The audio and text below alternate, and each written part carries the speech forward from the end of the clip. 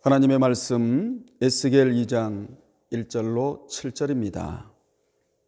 그가 내게 이르시되 인자야 네 발로 일어서라 내가 내게 말하리라 하시며 그가 내게 말씀하실 때에 그 영이 내게 임하사 나를 일으켜 내 발로 세우시기로 내가 그 말씀하시는 자의 소리를 들으니 내게 이르시되 인자야 내가 너를 이스라엘 자손 곧 패역한 백성 나를 배반하는 자에게 보내노라.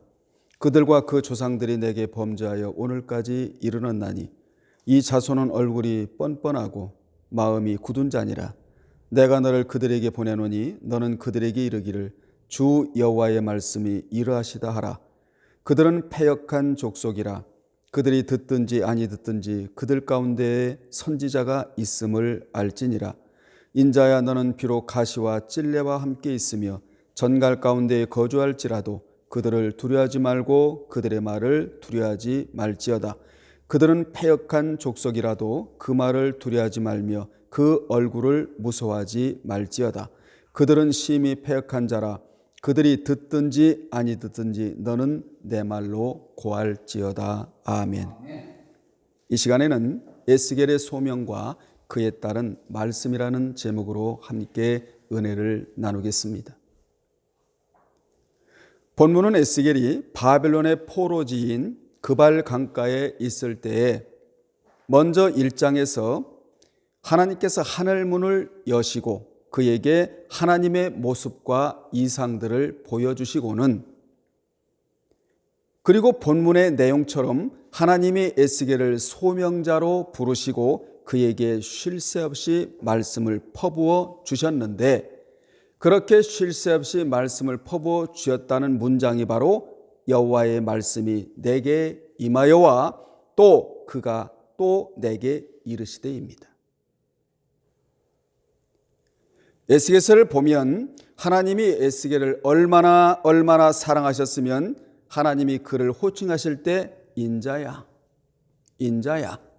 라는 대명사를 쓰셨는데 이 호칭이 에스겔서에서 93회가 사용이 됩니다.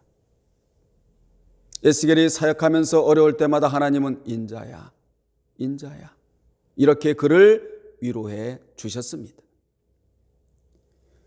하나님이 그를 인자라고 호칭하신 의미가 무엇이냐면 너는 창조주 하나님과 비교할 때 연약하고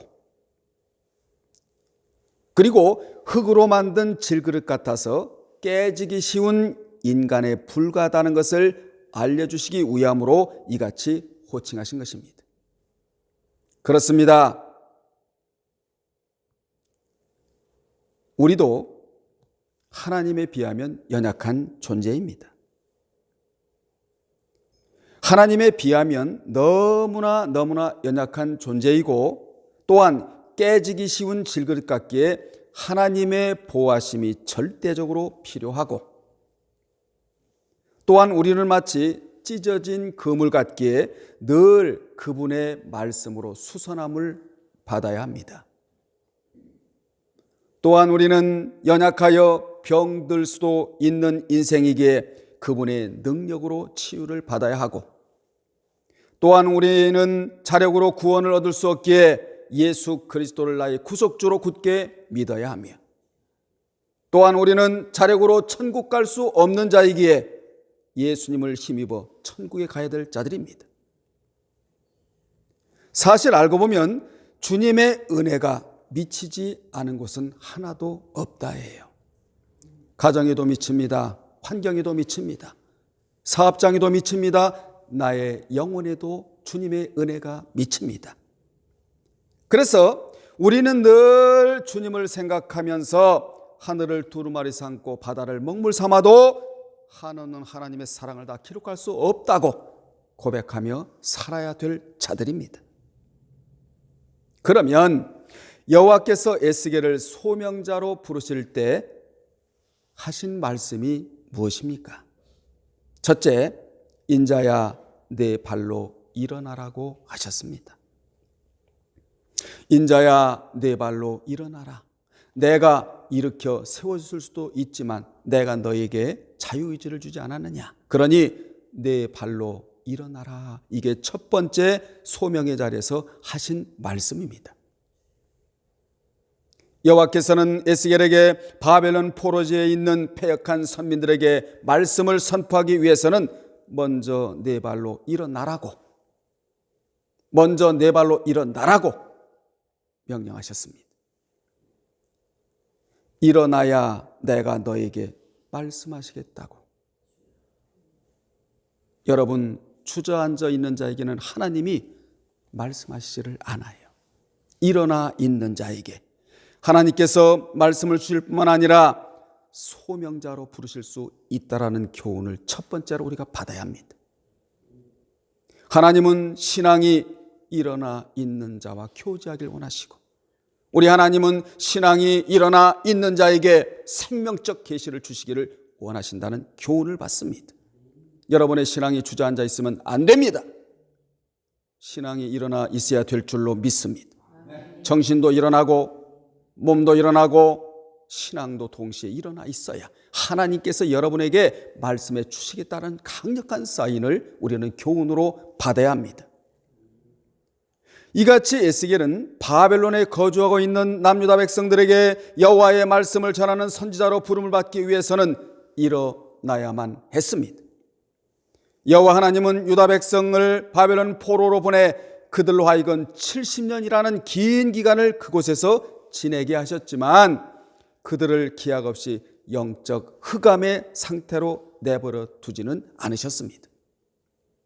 그들에게 70년이라는 시간이 필요했다 그 말이에요. 이 기간은 사실상 하나님께서 그 백성들을 죄로부터 정화시켜 새로운 백성으로 만들기 위한 연단의 기간이었습니다. 하나님이 그들을 연단시키시면서 하나님의 마음이 찢어지는 자리가 바로 이 자리다 그 말입니다. 이때 이 백성들이 인격이 정화되기 시작하는 거예요. 우상을 섬겼던 찌기가 씻겨나가는 기간이 70년의 기간이었다는 것입니다. 이를 위해 하나님께서 그 백성들에게 자신의 뜻을 전하고 그들을 여호와의 거룩한 길로 이끌 선지자 에스겔을 세우시는 데 있어서 제일 먼저 요구하신 것은 네 발로 일어나라. 네 발로 일어나라. 오늘 일어나세요. 주저앉아 있는 모든 것들 이렇게 세우시기를 주의 이름으로 축원합니다.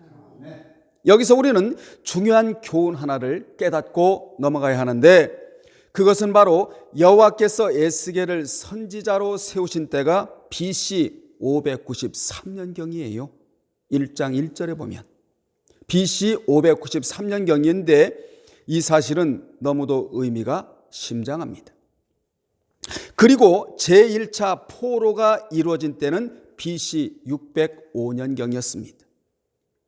이 두 때를 계산하면 12년의 기간차가 있다는 것을 알 수 있는데, 이는 하나님께서 포로지 백성들에게 적어도 약 12년 정도는 선지자를 보내지 않으셨다는 것을 우리로 하여금 알게 합니다.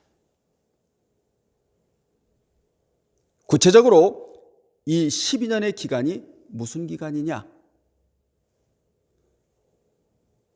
하나님께서 그들에게 선지자를 보내지 않으심으로 인해 여호와의 계시가 끊어진 기간이었다 그 말입니다. 몇 년간이라고요? 12년간이. 백성들로서는 영적인 암흑기로 보내야만 하는 기간이었다는 것입니다.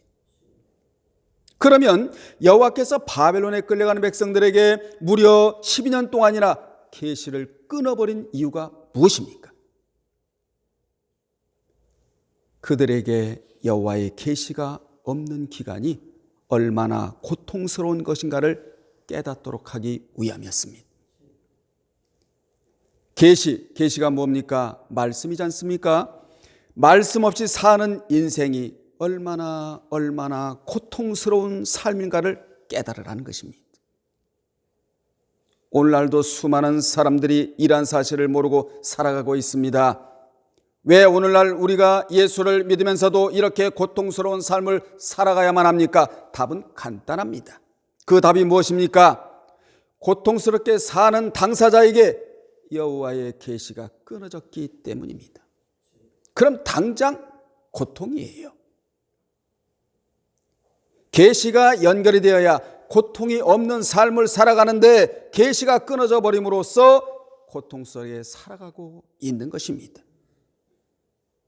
만약 살면 전도, 죽으면 천국이라는 계시가 연결된 사람은 살아도 할렐루야, 죽어도 할렐루야, 이렇게 하면서 살아갈 것입니다. 이러한 대목에서 우리가 고통을 줄이고 안정적인 삶을 살기 위해서는 말씀과 연결된 삶을 살아야 합니다. 말씀을 힘입어 살아가야 한다는 말씀입니다. 에스겔처럼 말씀을 배에 넣고 창자에 넣고 살아야 한다는 교훈이에요. 하나님은 에스겔을 부르시고 이렇게 말씀하셨습니다. 너는 내가 주는 두루마리를 내 배에 넣으며 내 창자에 채우라. 당시 두루마리 속에 기록된 메시지는 심판과 경고의 내용이 주종을 이루고 있었는데 그것을 너의 배와 창자에 채우라고 말씀하셨습니다. 에스겔은 하나님이 말씀하신 대로 그 두루마리를 배에 넣고 창자에 채우려고 입으로 먹으니 그것이 그의 입에서 달기가 꿀 같았다고. 3장 3절에서 꿀 같았다고. 사실은 쓴맛이거든요, 이 말씀이. 왜 그렇지요? 심판과 경고의 내용인 거로 쓴맛인데 에스겔은 그 맛이 쓰지 않고 꿀같이 달게 느껴졌다고. 이 자가 바로 말씀의 사람입니다. 사랑하는 여러분들, 여러분은 말씀의 사람들이 되시기를 주의 이름으로 축원합니다. 애굽에서 광야에 나온 백성들이 말씀을 상징하는 만나를 처음 먹을 때는 그 맛이 기름 섞은 과자맛 같았다고. 민수기 11장 8절에서 과자맛 같았다고, 너무 단 과자맛 같았다고. 이렇게 하다가 광야길에 에돔왕이 길을 막자 돌아서 홍해길을 올라가는데 길이 너무 험하고 여러 날 걸리자 그만 마음이 상해 고난과 역경을 참지 못하고 모세와 하나님에 대해서 원망하면서 우리 마음이 이 박한 식물을 싫어한다고. 처음에는 좋아한다고 했다가 고난과 역경을 만나자 싫어한다고. 민수기 21장 5절에서 하지 말아야 할 말을 그들이 하고 있었다는 것을 우리가 알 수 있습니다. 고로 우리는 처음도 나중도 고난과 역경이 와도 꿀을 먹으면 입맛이 달듯이 하나님의 말씀을 먹으면 어떤 말씀도 달아야 될 줄로 믿습니다. 쓴맛이 나면 마음이 어떤 환경 때문에 상해 있다라는 증거거든요. 이런 사람은 아직도 말씀이 몸에 흡수가 안 되는 사람입니다. 우리는 마른 땅에 단비가 내리면 바로 흡수하듯이 우리에게 말씀이 내려지면 바로바로 흡수해야 합니다. 그러면 왜 하나님께서 에스겔에게 그 두루마리를 배에 넣고 창자에 채우라고 하셨습니까? 이는 말씀을 완전히 흡수하여 몸과 뗄래야 뗄 수 없는 것으로 만들어 버리라는 것입니다. 말씀과 몸이 일치가 되어야 한다는 의미예요. 이같이 에스겔의 배와 창자 속에 들어간 말씀은 곧 그의 살이 되고 피가 되어 그 자신을 말씀의 사람으로 바꾸어 놓은 것입니다. 여러분에게 들어가는 말씀이 뭐가 되어야 됩니까? 피가 되고 살이 되어야 된다는 것이에요. 살이 되고 피가 되고 그런 사람을 이름하여 말씀의 사람이다. 우리 예일교회는 말씀의 교회가 되어야 하고 여러분은 말씀의 사람이 되어야 합니다. 하나님이 이것을 원하시는 거예요. 여기서 우리는 남유다가 바빌론에 끌려간 이유가 무엇인가를 살펴봐야 하는데 그들은 자신들의 범죄를 지적하며 심판을 경고하며 여호와의 말씀을 전하는 참 선지자들을 공개적으로 무시하고 능멸하면서도 이게 웬일입니까? 거짓 선지자가 전하는 거짓된 평안, 엉망으로 살아도 괜찮아, 평안하다, 평안하다, 괜찮아야 이렇게 전하는 근거 없는 축복의 메시지를 그들은 귀를 활짝 열고 들었다는 것입니다. 참 선지자가 전하는 말씀에는 귀를 닫아버리고 거짓 선지자가 전하는 근거 없는 축복의 메시지인 평안하다, 괜찮아, 우상 숭배해도 괜찮아, 이렇게 엉망으로 살아도 괜찮아, 이런 메시지에는 귀를 활짝 열어놓았다는 거예요. 그들은 귀를 반대로 열어버렸어요. 거짓 선지자가 전하는 말에는 귀를 활짝 열고 참 선지자가 전하는 말에는 귀를 닫아버렸던 것입니다. 당시 선지자와 여호와의 계시를 능멸하던 대부분의 사람들은 유다의 높은 지위에 있는 사람들이었으며 포로로 끌려간 자들도 대부분 그런 신분에 있는 사람들이었다고 열왕기하 24장 14절에 기록되어 있는데, 거기에 보면 그가 또 예루살렘의 모든 백성과 모든 지도자와 모든 용사 10,000명과 모든 장인과 대장장이를 사로잡아가며 비천한 자 외에는 그 땅에 남은 자가 없었다고 기록하고 있습니다. 그러니까 뭡니까? 믿음이 없이 물질을 소유한 자, 마음이 세상 것으로 가득 채워진 자, 이 자에게는 하나님의 말씀이 들어갈 수가 없다라는 것입니다. 마음이 가난한 자, 하나님의 말씀을 듣고자 하여 세상 모든 것들을 마음에서 비워낸 자, 마음의 공간을, 말씀을 받기 위하여 공간을 넓혀놓은 자, 이 자에게만 말씀이 들어간다라는 교훈을 우리가 받습니다. 따라서 여호와 하나님은 그들에게 자업자득의 결과를 당하도록 하시고자 선지자를 귀찮게 생각하는 자들에게서 무엇을 끊어버렸죠? 계시를 끊어버렸다라는 거예요. 에스겔은 이처럼 들어도 듣지 않는 패역한 자들에게 말씀을 전해야 했던 것입니다. 이같이 에스겔은 너무나 찬란한 여호와의 영광의 현현 앞에 엎드려 있을 때에 하나님께서 에스겔에게 네 발로 일어서라, 네 발로 일어서라고 명령하신 이유는 단 하나예요. 그에게 말씀하시기 위함이었다. 당시 에스겔이 여호와의 영광에 압도되어 계속하여 엎드려 있자 하나님은 그 모습을 원하시지 않으시고 그가 속히 일어나 여호와의 사명을 받아 사역의 길로 나가는 것을 원하셨습니다. 여호와께서는 에스겔이 계속해서 엎드려 있는 것을 원하지 않으셨습니다. 에스겔이 일어나서 하나님의 말씀을 받을 때 그 영이 그에게 임하셨는데, 그 영은 루아흐로 이는 여호와께서 그의 사명을 위임받은 자들에게 사명을 잘 감당할 수 있도록 성령께서 지금 에스겔 선지자에게 능력으로 임하신 것입니다. 이래서 에스겔은 성령의 사람이 된 거예요. 먼저 말씀의 사람이 되고 그 다음에 성령의 사람이 된 것입니다. 우리는 두 사람이 돼야 돼요. 먼저 말씀의 사람이 되시고 성령의 사람이 되어야 합니다. 에스겔은 성령의 사람이 된 고로 그분의 음성을 잘 들을 수 있는 귀를 가지고 있었다라는 거예요. 그는 1장 28절에서도 그는 엎드려서 여호와의 말씀하시는 소리를 들었고, 그리고 2절에서도 여호와께서 말씀하실 때 그 말씀하시는 소리를 들었던 것입니다. 그는 항상 하나님의 말씀을 들을 수 있는 경청의 자세를 취하고 있었다라는 거예요. 그는 어떤 상태에 있든지 시종일관 여호와의 말씀을 청종하는데 심혈을 기울이고 있었다라는 것입니다. 당시 이스라엘 백성들은 말씀을 듣는 데는 조금도 관심이 없었을 뿐만 아니라 이를 고의적으로 거부했지만 5절에서 에스겔은 말씀의 사람, 성령의 사람이라서 말씀 듣는 것을 소중히 여겼답니다. 에스겔은 거의 12년 동안 끊겨 있었던 여호와의 계시가 자신에게 들려오자 한마디도 빠짐없이 그 모든 말씀을 다 귀담아 듣기 위해 심혈을 기울였던 것입니다.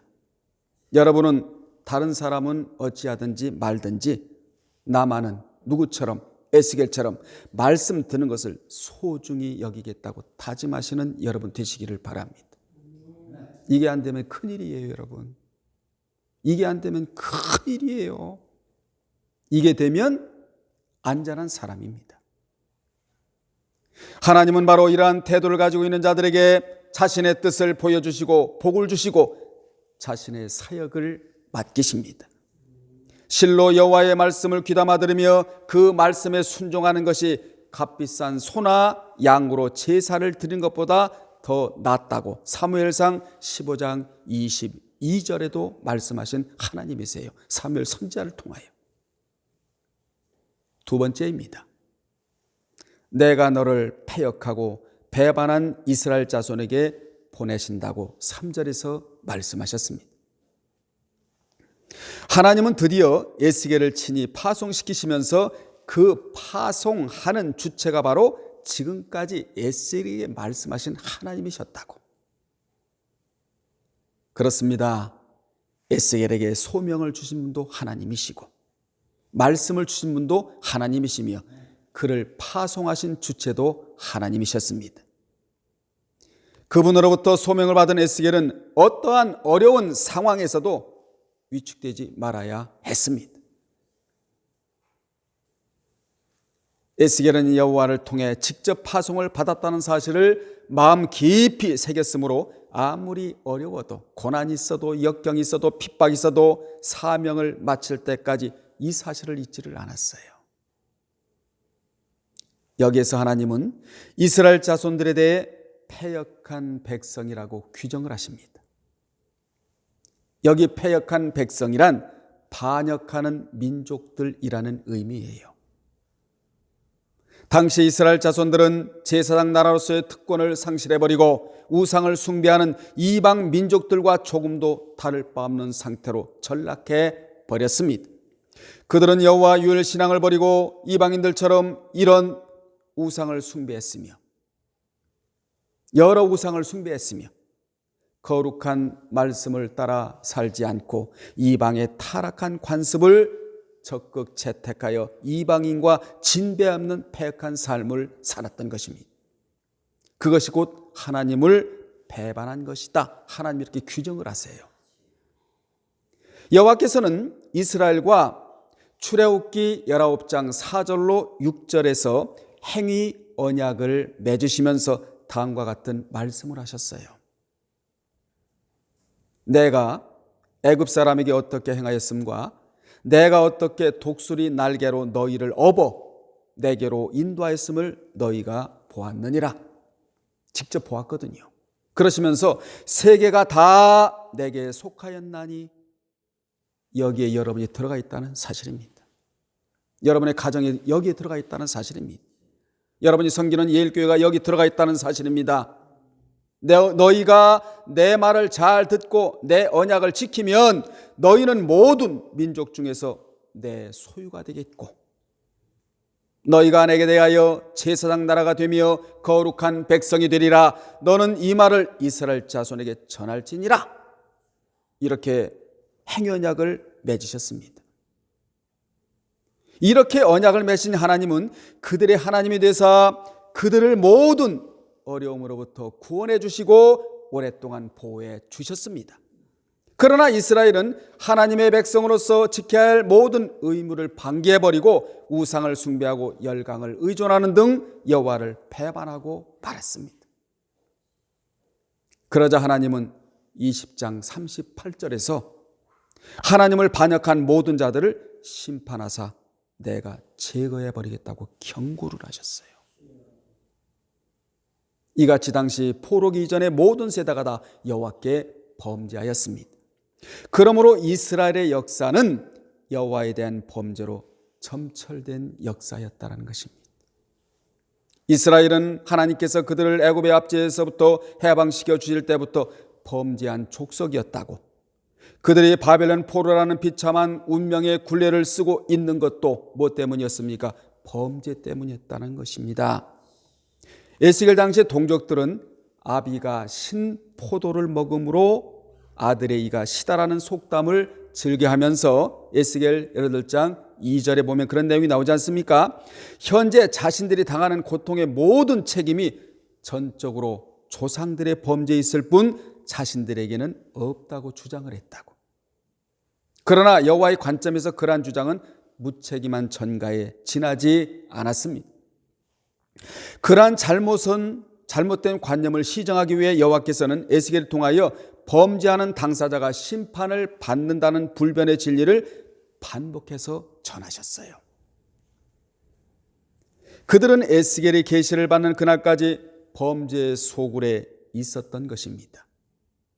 우리는 의의 동네에 머물러 있는 자가 되어야 합니다.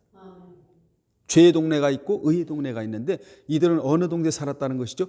죄의 동네, 죄의 소굴에서 살았다는 거예요. 한 사람은 일어나 말씀 받고 말씀대로 살려고 몸부림을 치는데 이 백성들은 이 모양이었다는 것입니다. 하나님이 고발하시는 거예요. 저들은 패역한 백성이라고 말이에요. 그들은 두 번에 걸친 바벨론 포로를 통해서도 자신들의 범죄에 대한 심각성을 깨닫지 못하고 그들을 멸망으로 이끈 범죄를 집요하게 붙들고 살았던 것입니다. 세 번째입니다. 이 자손은 얼굴이 빤빤하고 마음이 굳은 자다. 이렇게 말씀하셨어요. 몇 절이죠? 4절에서. 당시 이스라엘 자손들의 영적 상태는 얼굴이 빤빤하고 뻔뻔하고 마음이 굳은 자들이었다. 이것이 영적 상태였어요. 여기 뻔뻔하고 카세라는 단어는 우리에게 두 가지 의미를 주고 있는데, 하나는 도무지 그 어느 누구의 말도 듣지 않는 오만 방자한 태도를 의미하고, 이런 자일수록 자기 주장이 강합니다. 남의 말을 안 들어요. 그리고 그 다음에는 바늘에 찔려도 피 한 방울 나지 않은 아주 무정한 자. 이 자가 누구라고요? 뻔뻔한 자. 뻔뻔한 자. 이 자들이 울거렸다는 거예요. 오늘날도 예수 믿는다는 자들 중에 이런 자들이 굉장히 많다는 것을 우리가 알게 해요. 이처럼 그들은 도무지 부끄러움을 모르고 범죄를 자행했을 뿐만 아니라 그 죄를 뉘우칠 줄도 모르는 패역한 태도로 살아가고 있었습니다. 그리고 마음이 굳다는 표현은 하자크라는 단어를 써서, 이 표현은 심지어 죄가 있다는 사실을 알면서도 그것을 인정하지 않고 완고하여 책망을 받아들이지 않은 마음의 태도를 의미합니다. 이런 자들이 짓는 죄가 헤쿠시오스라고 하는 짐짓죄. 짐짓죄는 뭐지요? 죄가 죄됨을 알면서도 계속하여 짓는 죄를 짐짓죄. 이런 죄는 사함받을 길이 없다고 히브리서에 분명히 기록되어 나옵니다. 하나님을 조롱하는 행위예요. 우리는 죄를 안 짓고 살 수는 없지만 죄를 지면 바로 회개로 털어내야 될 줄로 믿습니다. 죄의 보따리는 풀어야 되는 거예요. 의의 보따리는 숨겨야 되고 말이에요. 두 가지 보따리가 있거든요. 죄의 보따리가 있고 의의 보따리가 있는데, 의의 보따리 속에는 은밀하게 한 것은 꼭 쌓아야 되고, 어디 가서 풀어놔야 되느냐? 천국 가서 풀어놔야 돼. 하나님 앞에서. 죄의 보따리 속에 들어있는 죄의 모든 것들은 풀어서 회개로, 천국에 갈 때 자범죄가 따라가지 않도록 철저히 우리는 신앙적 관리를 철저히 해야 될 줄로 믿습니다. 여기 마음이 굳다, 우리 이해했죠? 이러한 태도로 일관된 백성들 향하여 말씀을 전해야 하는 에스겔은 그야말로 고난이었습니다. 에스겔은 후에 그 고난의 길을 완성하실 그리스도의 사역을 예표하는 자이기에 그 고난의 길을 훌륭하게 감내하며 걸어갔습니다. 여러분도 마찬가지 아닙니까? 신앙이 깊어질수록 하나님이 복만 주시는 하나님이 아니에요. 고난도 따라가도록 하시는 분이 하나님이에요. 왜 그렇습니까? 미워서요? 절대 그렇지 않습니다. 고난을 지불해야 영광이 다가오기 때문에 그래요. 아예 그런 줄 알고 가세요. 여호와께서 에스겔에게 주 여호와의 말씀이 이러하시다 하라, 이렇게 명령하신 대로 그는 가감없이 고난이 와도 핍박이 와도 하나님의 위로가 그에게 있으므로. 어떤 위로? 인자야.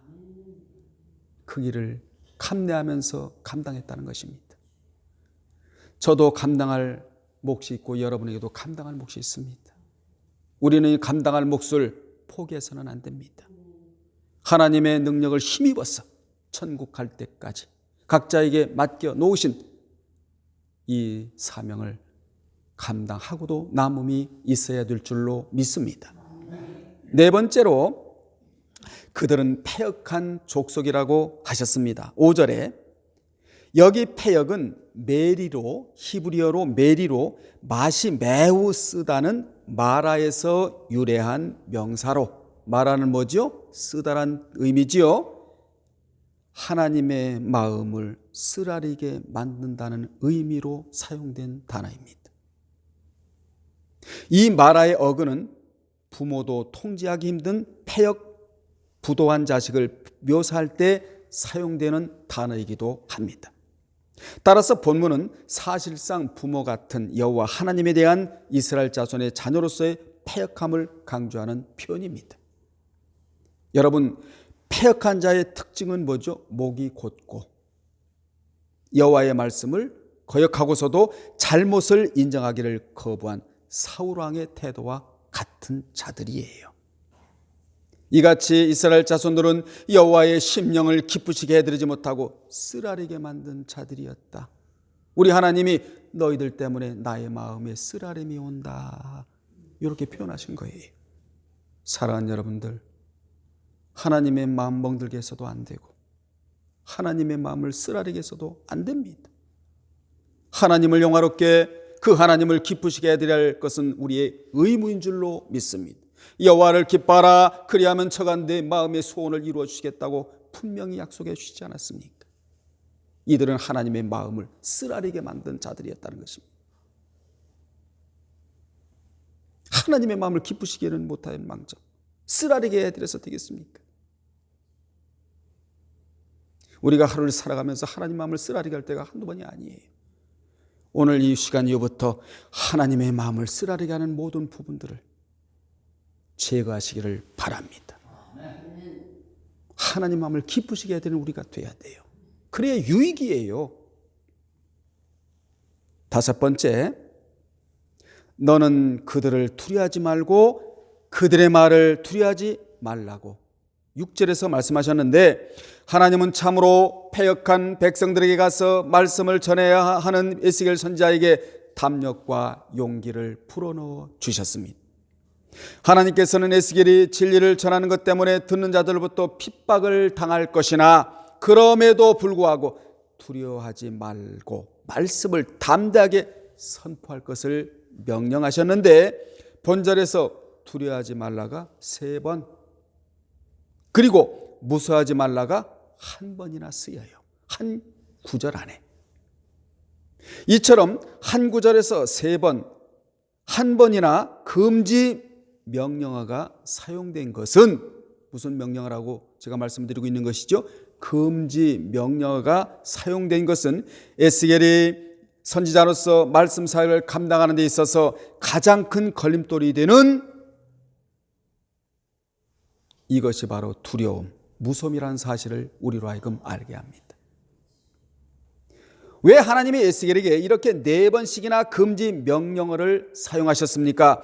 말씀을 들어야 하는 자들이 가시와 찔레 같은 자들이었기 때문이라는 것이에요. 그리고 전갈 같은 자들이었기 때문이라는 것입니다.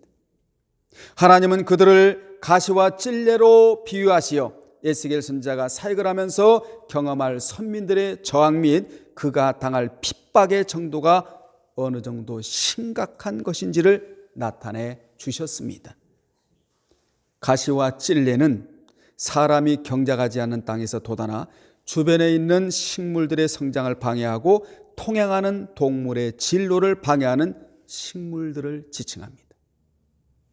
본문에서는 이스라엘 자손이 보일 저항과 반대가 얼마나 극심할 것인지, 또 그것이 선지자를 얼마나 고통스럽게 할 것인지를 상징적으로 나타낸 것으로 풀이됩니다. 또한 전갈, 이 전갈은 몸 길이가 약 14cm 정도 되는 광야에 사는 절지 동물로서 2개의 직계발을 가지고 있고 치명적인 독이 있는 꼬리를 가지고 있는데 이것은 우위를 향하여 구부러져 찌르는 가시처럼 되어 있습니다. 여러분 전갈 보셨죠? 본문의 전갈 상징 역시 패역한 이스라엘 자손들이 하나님의 말씀을 대언하는 선지자 에스겔에게 가할 핍박과 위협이 얼마나 극심한 것인지를 암시해주고 있습니다. 실로 이스라엘의 위협이나 박해하는 단지 찌르는 가시나 찔레에 빗댈 수 있는 성격만 가지고 있는 것이 아니라 전갈과 같이 목숨을 위협하는 그야말로 심각하고 크나큰 위해를 그에게 가할 것입니다. 그러나 하나님은 에스겔에게 뭐라고 말씀하셨습니까? 그들의 얼굴을 무서워하지 말라. 아멘. 에스겔에게 있어 그가 말씀을 전해야 할 동족과 함께 하는 것 자체가 두려움이 될 것입니다. 그러나 하나님은 가시와 찔레 전갈을 절대로 두려워 무서워하지 말라고. 어떠한 상황에 처한다 할지라도 너는 정신을 놓아서는 안 된다고. 그들에게 물들어서도 안 된다고. 너를 보낸 자가 여호와시라고. 그러니 너는 내가 너에게 맡겨 놓은 사명을 감당할 때까지 어떠한 어려움이 있다 할지라도 내가 너를 보호하겠다고. 내가 너를 지켜주겠다고. 너를 생명 싸게로 내가 너를 쏴주겠다고. 이렇게 말씀하신 하나님이에요.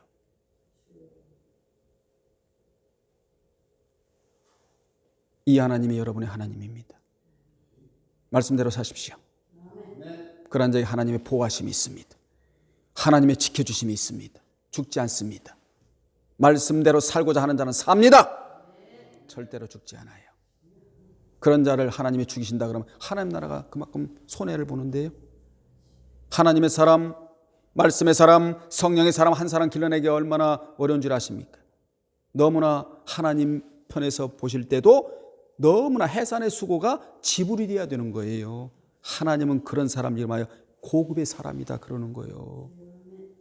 고등 지식을 소유하고 있는 사람이라는 것이지요. 6번째입니다. 너는 내 말로 고하라고 하셨습니다. 7절 아닙니까? 하나님은 에스겔에게 선민의 반응에 개의치 말고 말씀을 선포할 것을 명령하셨습니다. 하나님은 이미 에스겔이 전해야 할 말씀이 자신의 사상이 아닌 여호와의 말씀이라는 사실을 4절에서도 말씀하셨고, 또한 선민들이 에스겔 선지자의 말을 듣지 않을 수 있음을 말씀하시면서 이에 굴하지 말고 말씀 선포에 전념하라 이렇게 명령하셨어요. 이같이 하나님께서는 에스겔에게 패역한 선민을 향하여 불굴의 의지를 가지고 말씀을 선포할 것을 명령하셨습니다. 저는 이러한 말씀에 지배를 받습니다. 그래서 설교할 때 세상 말하지 않습니다. 제가 설교하면서 지금 세상 말합니까? 하나님의 말씀을 전해도 다 못 전하는 거 이 짧은 시간에. 가감하지 말고 너는 내 말로 고하라. 내 말하지 말고 내 말로 고하라. 왜냐? 내 백성이 아니고 내 백성이니까 내 백성 앞에서 내 말을 고하라. 명령을 하셨다 이 말이에요. 소명을 주시는 자리에서. 결론 내리겠습니다. 에스겔이 이러한 상황에서 하나님의 일을 중단 없이 수행한다는 것이 얼마나 힘들고 어려운 일이었겠습니까? 웬만한 사람 같으면 여호와의 뜻을 거부하거나 그만두었을 것입니다. 그러나 그는 먼저 하나님을 보았고 하나님의 이상을 보았어요. 하나님 것을 보여주셨거든요. 힘들고 어려울 때마다 나를 바라보라고, 천국의 소망을 가지라고 미리 1장에서 보여주시면서 주시면서 우리 하나님은 사랑을 주시면서 사랑하라, 능력을 주시면서 능력을 행하라, 내세의 소망을 보여주시면서 내세를 소망하라고 하신 분이 하나님이세요. 1장에서 보여주셨잖아요. 하나님도 보여주셨고 천국문을 열어서 그 이상들을 다 보여주시면서 감당하라고 하신 하나님이셨다 그 말입니다. 에스겔은 말씀 전함에 대한 중요함을 깨달았어요. 누구처럼 말입니까? 이사야 50장 5절에서 이사야 선지자가 말한 대로 무슨 말을 했죠? 내가 거역지도 아니하며. 여러분이 고백을 한번 들어보세요. 이사야 선지자가 하는 고백을 한번 들어보시라고요. 내가 여호와의 말씀 사명을 거역지도 아니하며. 이렇게 노래를 했다고요. 노래를 했다고요. 아예 노래를 만들어서 이사야 선지자는 내가 여호와의 말씀을 거역지도 아니하며 내가 여호와 앞에서 뒤로 물러가지도 아니하. 노래로 만들어서 불렀어요. 이렇게 이사야 선지자가 노래했듯이 에스겔도 여호와의 계시의 말씀을 심령 깊이 받아들여 그 말씀을 자신의 생명의 일부로 흡수하여 열정을 품고 전했던 것입니다. 그는 말씀과 자신의 의지가 혼연일체가 된 자였습니다. 그도 연약한 인간이라서 그가 하는 말씀 사역이 힘들 것을 아신 하나님은 틈만 나면 그를 힘들고 어려울 때마다, 고통스러울 때마다, 역경이 그를 짓누를 때마다, 엄청난 사역의 짐이 그 어깨를 누를 때마다 인자야, 인자야. 그때마다 하나님은 인자야, 너는 연약해. 그러나 나는 강해. 나는 창조주고 너는 피조물이야. 걱정하지 마. 내가 너를 붙잡고 있어. 힘들고 어려울 때마다 이 소리가 들려와야 돼요, 여러분. 힘들고 어려울 때마다 하나님의 대명사, 인칭 대명사, 인자야. 이 소리가 안 들려오나요? 힘들만 있나요? 고난만 있습니까? 역경만 있습니까? 삶의 무게만 여러분 느끼고 살아갑니까? 아니에요. 그러한 가운데서도 인자야, 인자야. 너는 깨지기 쉬워. 그러나 내가 깨지지 않게 해줄게. 너는 피조물이야, 나는 창조주야. 너와 내가 비교할 때 너는 연약해. 나는 강해. 내가 도와줄게. 앞으로 삶의 현장에서 힘든 일들이 있을 때 이 소리가 들려와야 합니다. 최고의 위로의 소리예요. 에스겔은 이 소리를 93번이나 들으면서 힘들고 어려울 때마다 뒤로 물러가려고 할 때마다 이 소리가 들려오는 겁니다. 인자야, 내가 너를 붙잡고 있다. 내가 너를 돕고 있어. 뒤로 물러가지 마. 내 말을 거역하지 말아라. 너는 내 말을 고하지 말고 내가 내 입에 넣어준 말씀만 전하라. 이게 하나님의 위로였다, 그 말입니다.